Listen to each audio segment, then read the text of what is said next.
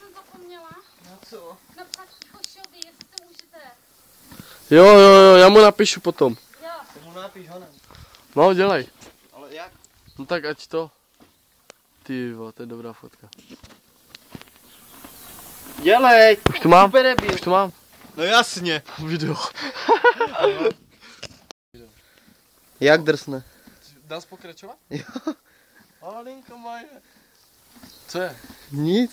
Tak je to. Ale běž k pusině. Au. Ať vidí. Oli. Zvedni. To je Olympic Fire. Dost čovejku, můj nejlepší. Oteď si hlavu, ať máte stejně hlavy vepředu. Dury, teď ty mě.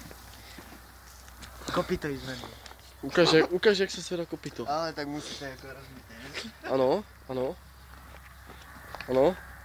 A tady se to teďka čistí, jo? Hodná. Chceš taky? No, ukážu vám. Ukážu vám pokračování. Se zvedá kopita. Nejdřív. Musíte pohladit psa. Psa? Ať o vás ví. To je pes? Koně zepředu, ať o vás ví. A teďka. Zvedni.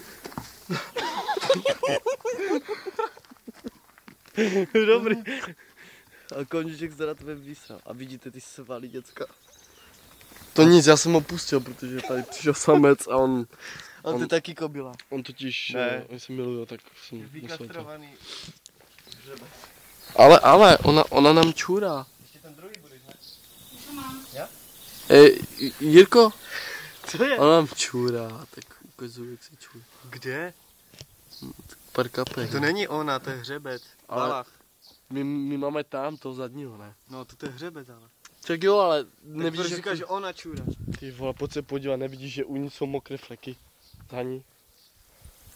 Tady. A má tam kačenku.